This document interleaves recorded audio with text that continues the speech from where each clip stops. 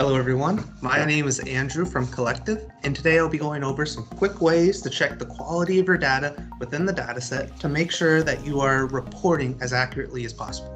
And so with that, let's go ahead and dive right in. So right here, we've already hopped into Query Editor, and we have a number of columns in which we've changed the type.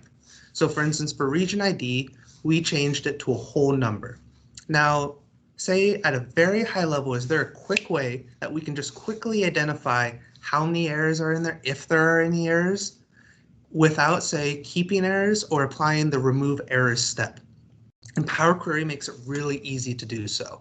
So up here in the top left, if you go to the View tab, we can go ahead and check column quality.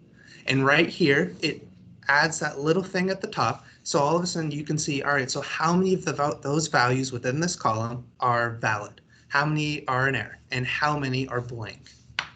And so that is a sure way and quick way to do that without applying an extra step.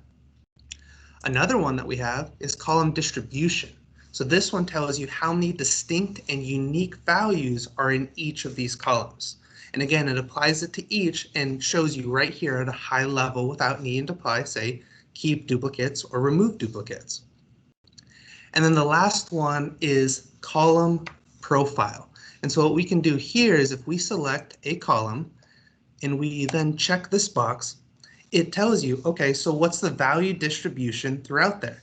So for instance, right now we are looking at 1,000 views, rows, but we can also look at the entire data set. And so right here it's telling you, okay, so we're looking at 1,000 rows. There are 4 distinct values. Here's the min and the max right off the bat, the average value, standard deviation, and even an odd numbers throughout. And these are just some quick tips and ways that you can actually validate your data without applying extra steps and get your information quickly. That about wraps this up. Thanks for watching.